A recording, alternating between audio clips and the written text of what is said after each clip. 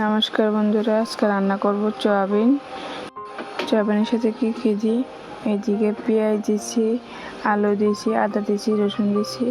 এদিকে গ্যাসে আগুন ধরিয়ে নিয়েছি, দিয়ে কড়াই বসিয়ে দিয়েছি, বসে জল দিয়ে দিয়েছি, দিয়ে যেমন সয়াবিন দিয়ে দিতেছি যাতে সিদ্ধ হয়। এদিকে লবণ দিয়ে দিচ্ছি, লবণ দিয়ে ঢাকনা দিয়ে দিয়েছি। এদিকে মশলা কাটা হয়ে গেছে, আলু পেঁয়াজ কেটে নিয়েছি, রসুন আদা বেটে নিয়েছি।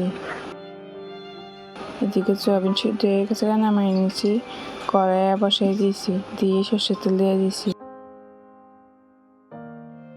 দিয়ে দিতেছি তেজপাতা, দিয়ে দেবো পেঁয়াজ,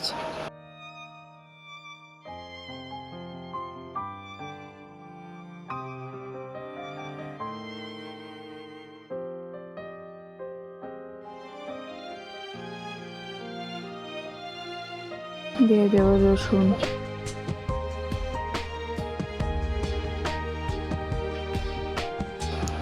দিয়ে দিতেছি।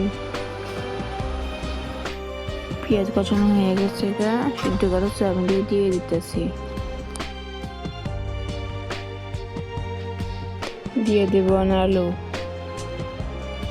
আলুর সাথে আদা দিয়ে দিচ্ছি, দিয়ে দেবো জিরা ধনিয়া, হলুদ গুঁড়া, লঙ্কা গুঁড়া, স্বাদ মতো লবণ দিয়ে দিচ্ছি, দিয়ে লাড়া দিতেছি। আলু আর সয়াবিন যাতে ভালো করে মশলা লাগে ওদের লেড়ে দিতেছি। এদিকে সয়াবিন কষানো হয়ে গেছে, দিয়ে দিতেছি জল দিয়ে লাড়া দিতেছি।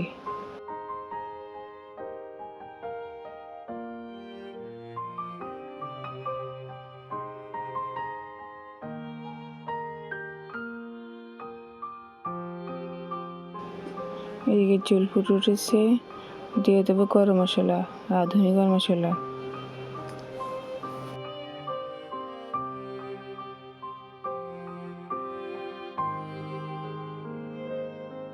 সয়াবিন তরকারি হয়ে গেছে, নামিয়ে নেব। সয়াবিন তরকারি কেমন হয়েছে অবশ্যই কমেন্ট করে জানাবেন। ভালো লাগে থাকলে লাইক শেয়ার সাবস্ক্রাইব করে পাশে থাকবেন।